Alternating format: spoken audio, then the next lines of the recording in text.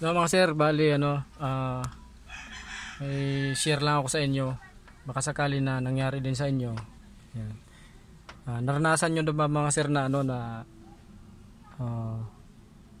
nasa biyahe kayo o kaya yung galing kayo sa biyahe biglang nagpark kayo tapos kasi may pinuntahan kayo tapos nung aalis na ulit kayo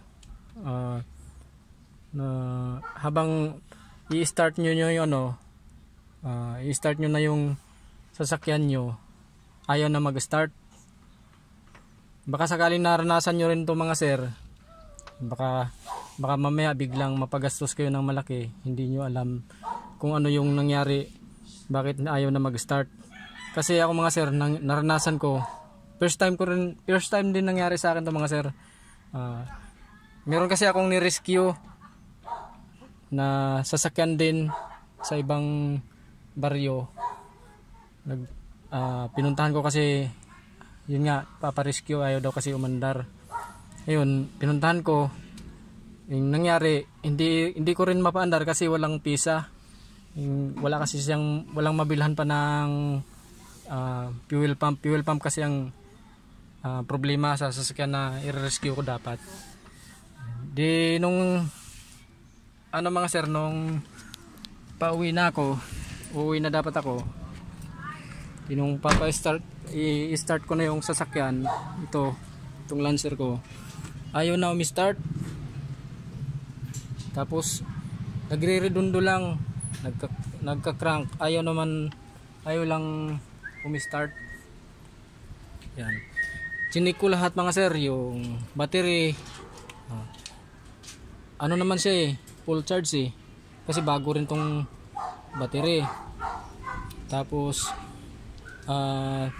chinik ko yung fuel, may fuel din na nalabas. Tapos nung huli kong chinik mga sir, ang huli kong chinik siya sa kanya, itong high tension wire. Nung chinik ko, walang nalabas na na kuryente. Napaisip ako kung bakit ganon, walang nalabas na kuryente. Kung kailan pa ako pauwi na, malayo pa naman yung pinuntahan ko, iniisip ko baka mamaya pahatak ko na tuloy, padilim na nung pauwi ako mga sir. Buti na lang, habang sinisilip-silip ko dito kung ano bang nangyari, baka ako may naputol na koneksyon. Nung pagkapa ko dito sa ilalim mga sir, dito, yan, nakita nyo ba yan mga sir? Yan, tika, ipailawin ko yung camera. Yan, ito pala mga sir, yung sakit na yan, ito yung supply ng dito, galing sa ignition. Supply to sa ignition coil. Dalawang wire lang yan mga sir. Ito yung papunta sa ECU, itong mga wire na to, yan sa ECU yan. Ito yung sa supply sa ignition coil. Kaya pala mga sir, walang kuryenteng nalabas kasi nakahatak pala yan. Buti na lang umabot pa ako dun sa nakapag-park pa ako ng maayos dun dito sa pinuntahan ko na paparescue dapat. Yan, nakahatak pala siya mga sir, kaya pala walang kuryenteng nalabas dito sa high tension wire papunta sa spark plugs. Napaisip na ako mga sir, kung ano nang nangyari kasi wala talaga. May fuel naman, malakas yung battery, tinesting ko. Tapos may kompresyon naman, kaya inisip ko walang kinalaman yung timing belt kasi may kompresyon Ang problema lang talaga, walang kuryenteng nalabas. Yun, kaya napaisip ako mga sir kung bakit natanggal siya, nahugot. Ito nga pala kasi mga sir, na nalimutan kong isama sa paglinis kasi nababad sa langis to nung nag-leak itong distributor. Yan, nag-leak kasi itong mga sir ng distributor na may langis na nakarating dito sa sakit na yan.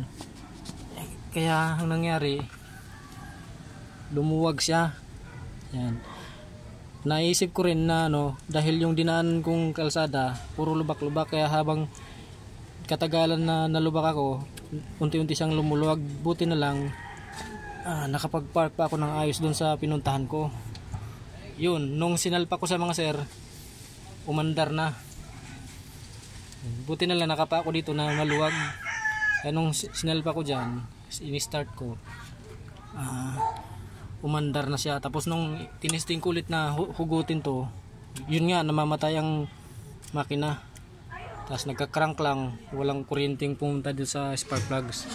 Baka sakaling nangyari din sa inyo to mga sir, baka mamaya mapagastos pa kayo ng malaki dahil na magpato kayo, tapos tatawag pa kayo ng mekaniko. Try nyo dito mga sir na galaw-galawin. Yan, pakita ko sa inyo mga sir, paandarin ko. Hugutin ko muna mga sir, tapos paandarin ko. Yan, walang kuryente yan mga sir, na hindi yan naandar mga sir.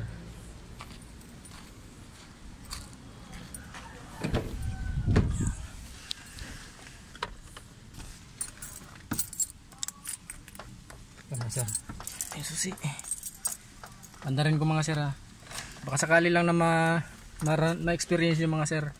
Ito nga pala, Lancer to mga sir, itlog itong sasakyan ko.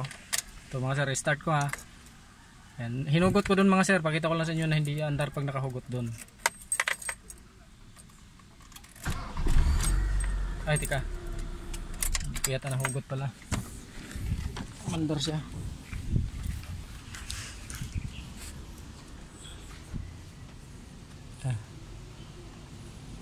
Yan, nakahugot na yun mga sir.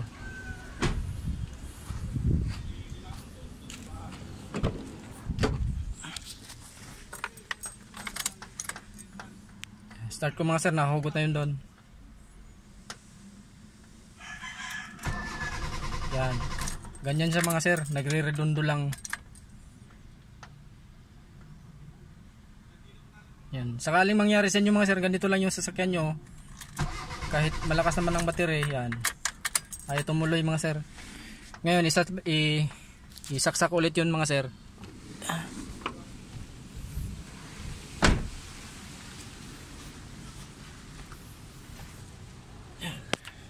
Yan mga sir, nakahugot yan nakita nyo mga sir, nahugot siya, maluwag sa mga sir. Ito yung gagawin ko mga sir, bukas siguro gagawin ko to. Kailangan mahigpitan ko siya, isaksak ko sa mga sir. Ayan. Saan ba, nakita nyo ba mga sir?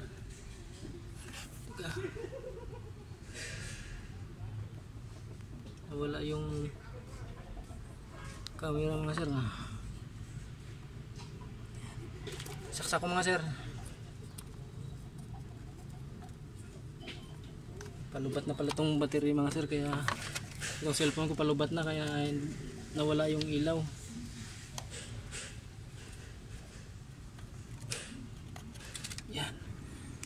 Yan, nakasalpak na mga sir, nakita nyo ba yan? Yan, nakasalpak na mga sir. Saksak na yung sakit. Yan, andarin natin mga sir.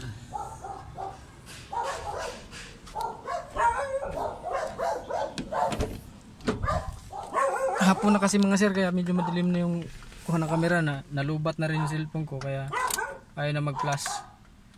Yan, pandarin ko na sir mga sir, naka-insert na yung sakit dun sa distributor, yung supply ng ignition coil nya.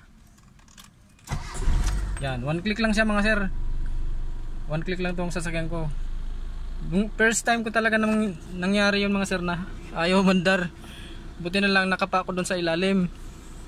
Inisip ko na nun, baka mapahatak, maiwan ko doon, tapos kinabukasan papahatak ko na lang. Mabuti na, kasi nagmamadali na ako mga sir, hindi ko na masyadong ma-troubleshoot Mabuti na lang nakapa ko, may maluwag. Yan,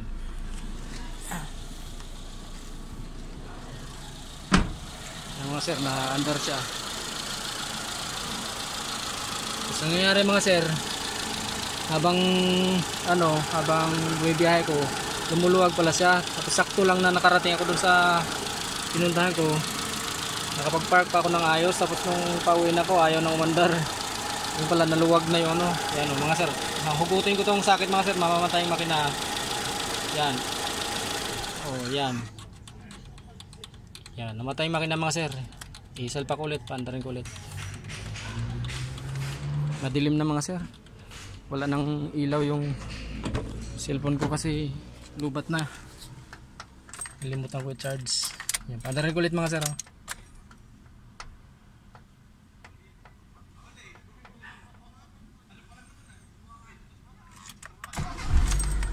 One click lang siya mga sir pag pinandar. Kahit cold start yan, kahit umaga, unang pandar sa umaga, one click lang talaga to mga sir sa sasakyan ko. Kaya nagtaka ko ba't ayaw na umandar. Yan. Yun mga sir, ganun lang, baka nangyari din sa inyo yung na-experience ko. First time ko na-experience yung mga sir na muntik nang hindi ko maiuwi yung sasakyan kasi ayaw mandar eh. Iniisip ko tuloy, ako pa tuloy ang magpaparescue kinabukasan. Buti na lang pinagtyagaan ko talagang hanapin yung problema eh. Ganun lang mga sir, pag nangyari sa inyo yun, subukan nyo munang hanapin bago kayo tumawag ng mekaniko kaya magtutong sa inyo sakaling saan kayo abutan. Yan. Ganun lang mga sir. Maraming salamat.